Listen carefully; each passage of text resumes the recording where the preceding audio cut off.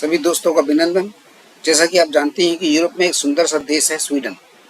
Sweden में गृह युद्ध में लिप्त सीरिया जैसे देशों से रिफ्यूजियों का आना शुरू हुआ। शुरुआत में तो यूरोपीय देश इनका खुले दिल से स्वागत करते रहे, लेकिन जैसे ही इनकी जनसंख्या बढ़ी, इन्होंने अपना रुतबा कायम करना चाहा। इन्होंने अपना सरिया कानून चलाने की कोशिश की। उसके बाद एक कल्चरल डिफरेंस आ गया। जब वो आ गया तो अब हालात ऐसे हो गए हैं कि स्वीडन की सरकार इनको अपने देश वापस भेजने का पैसा दे रही है। Take the money and leave, please. The Swedish government is offering to pay immigrants $34,000 if they go back to their home country. A flood of immigrants and not enough integration.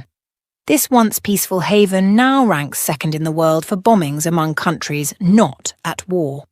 So what did Sweden do? They got serious. Really serious. The pressing question now is, will their tough stance save Sweden, and can it serve as a guide for the rest of Europe? This Scandinavian country with only 10.6 million people is in the middle of a national crisis because it struggled to integrate a massive wave of immigrants. For many, the dream of a safe, prosperous Sweden is gone, replaced by chaos and uncertainty. As Johan Martinsson, a political scientist from the University of Gothenburg, explains, the party's success is tied to Sweden's large number of asylum seekers. जो बहुत बड़ी-बड़ी developments आज की हुई हैं उनके ऊपर हम बात करने जा रहे हैं। सबसे पहले तो आपको ये बताएं कि आपको पता है कल जर्मनी ने क्या कहा है? जर्मनी ने ये कहा है कि बॉर्डर्स बंद किए जाएं, बॉर्डर कंट्रोल किया जाए। ये सूरत हाल है। और दूसरी जानिब लेकिन अब हो ये रहा है कि स्वीडन ने कहा $34,000 ले लो, ये पाकिस्तान ये $1 करोड़ से ज्यादा बनता है और निकल जाओ यहाँ से। स्वीडन में क्या हो रहा है सर? देखें, जो बेसिकली एंटी इमिग्रेशन है बट प्रैक्टिकली एंटी मुस्लिम कहना चाहिए। सब इमिग्रेंट्स के वो खिलाफ नहीं है। वो कहते हैं कि इस्लाम एज अ कल्चर हमारे यहाँ फिट नहीं होता। इससे ज्यादा जिल्लत किसी कौम की क्या हो सकती है? मैं इससे ज्यादा आगे बोलूंगा तो बहुत मेरे दुखड़े हैं, कुछ ना कुछ गलत। इसमें हम जिम्मेदार हैं। हमने हर जगह जाके इलीगल इमिग्रेंट्स बने हैं। सर भाई, आपने देखा है कि स्वीडन में मुसलमानों के खिलाफ पहले भी तहरीकें चलती रही। मुसलमानों को क्यों इतना ज्यादा डिग्रेड किया जाता है? आखिर क्या रीजन है? सिर्फ ये स्वीडन के अंदर नहीं है, पूरे यूरोप के अंदर ये हुआ। मुख्तलिफ ममालिक में इस तरह के वाक़े हो रहे हैं। ये सिर्फ इटली की बात नहीं है, स्वीडन की बात नहीं। इटली में भी अब जो मेलोनी ने ये कह दिया कि यहाँ पर नई जगह इन लोगों की, जो अपने आप के साथ फ्रॉड करे।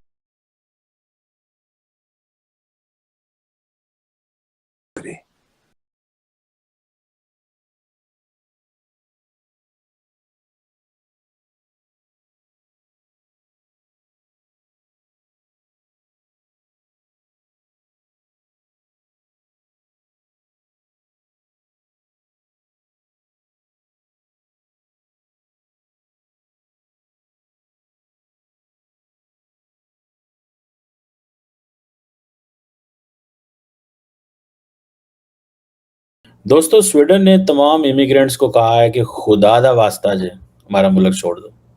बट द क्वेश्चन इज कि ये जो मुस्लिम इमिग्रेशन पर्टिकुलरली जो सीरिया से हुई है, जो अफगानिस्तान से, इराक से, अरब वर्ल्ड से, बहुत सारे जगहों से हुई है, उसने वहाँ पे जाके जो मसाइल पैदा किए हैं। आपको पता है कल जर्मनी ने क्या कहा है? जर्मनी ने ये कहा है कि बॉर्डर्स बंद किए जाएं, बॉर्डर कंट्रोल किया जाए। लेकिन अब हो ये रहा है कि स्वीडन ने कहा $34,000 ले लो, ये पाकिस्तान ये $1 करोड़ से ज्यादा बनता है और निकल जाओ यहाँ से। मैं कल किसी से बात कर रहा था, उसने कहा जी इन्होंने ये $35,000-$34,000 भी ले लेना ना, फिर वापस आ जाना। ठीक है जी, हमारे लोगों का स्टाइल ये है। अब हुआ ये कि इनके लिए प्रॉब्लम ये है कि इन्होंने जब जंगें हुई अफगानिस्तान, इराक, सीरिया, लोग वहाँ से निकले बड़ी तादाद में और उन्होंने कहा जी हमारे साथ बहुत जुल्म हो रहा है। तो इनके मुल्कों के कवानीन ये थे कि हाँ जी इनके साथ जुल्म हो रहा है, ज्यादती हो रही है, इनको ले लें, लेट्स एक्सेप्ट इट।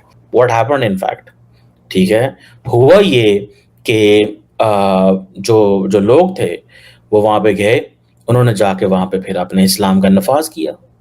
अब स्वीडन के अंदर भी ऐसे ही हुआ, बाकी मुल्कों के अंदर भी मैं जाके देखता हूँ। Trust me, and when I go and see areas where there are not the locals, वो इलाके गंदे होते हैं। मैं किसी का नाम नहीं लेना चाहता, अनफॉर्चुनेट, दुख होता है देख के। ठीक है जी, स्कैंडिनेविया आपको पता है ह्यूमैनिटेरियनली बड़े ये लोगों को वेलकम करते हैं। अब वो कह रहे हैं कि हमारे लिए मुश्किल होता जा रहा है इंटीग्रेट करना। अब स्वीडन के अंदर एंटी इमिग्रेशन जो है वो पार्टियां आ रही हैं। अच्छा, बहुत सारे मुल्कों में ये है, ये कवानीन मौजूद हैं, फ्रांस में भी है और मुल्कों में भी है वहाँ, लेकिन थोड़े पैसे हैं, 1000-2000 यूरो ले लें and leave the country.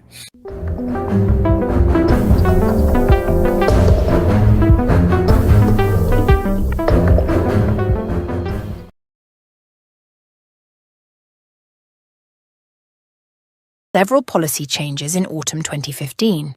These included faster processing times for asylum requests, stricter policies towards rejected applicants, and the creation of dedicated reception centres for asylum seekers. The government also committed significant funds, approximately 13.8 billion SEK, around $1.50 billion, to various aspects of migration policy in its 2024 budget. This funding aims particularly at expanding detention capacity and facilitating the return of unsuccessful asylum seekers to their home countries. This new policy has had a big impact on Sweden and Europe. Sweden changed its asylum laws to match EU rules and cut back on generous benefits. This shows Sweden wants to be more like its मौजूद हैं Sweden में, वहां की government ने कहा है कि $34,000 दिए जाएंगे इमिग्रेंट्स को कंट्री छोड़कर जाने के लिए। स्वीडन में क्या हो रहा है सर? देखें, एक है पार्टी यहाँ पे स्वेरिये डेमोक्राटर, स्वीडन डेमोक्रेट्स, जो बेसिकली एंटी इमिग्रेशन है बट प्रैक्टिकली एंटी मुस्लिम कहना चाहिए। सब इमिग्रेंट्स के वो खिलाफ नहीं है, लेकिन इस्लाम एज अ कल्चर हमारे यहाँ फिट नहीं होता। इनकी जो अप्रोच औरतों पे है, जो ह्यूमन राइट्स पे है, वो बिल्कुल मुख्तलिफ है हमारे कल्चर से, और वो हमारे सोसाइटी के अंदर एडजस्ट नहीं हो रहे।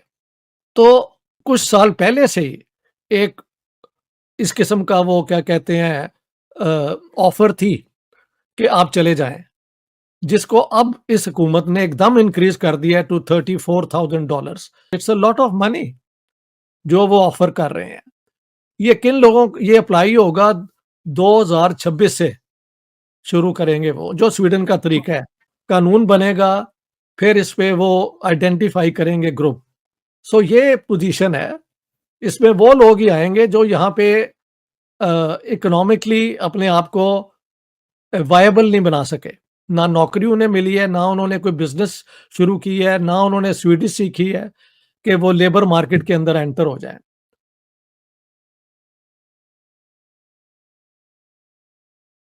और लेबर मार्केट में अब तो सारे वेस्ट के अंदर टेक्नोलॉजिकली एजुकेटेड लोगों की जरूरत है। तो स्वीडन के अंदर जनरली एक कोशिश है कि ये जो है ना, जितने भी हम यहाँ से इमिग्रेंट्स निकाल सके वो बेहतर है। और ख़ास तौर पे मुसलमानों पे उनकी नज़र है कि ये कल्चरली इस्लाम जो है यहाँ फिट नहीं होता। बात ये है कि फर्दर इमिग्रेशन यहाँ पे वेलकम नहीं है। मुझे कई लोग कहते हैं जी हमारा बेटा आना चाहता है। मैंने कहा यार बात सुनो, अब तुम रुख करो कनाडा का, ऑस्ट्रेलिया का और न्यूजीलैंड का। वहां पे अगर चांस मिल रहा है तो अपने बच्चों को भेजो।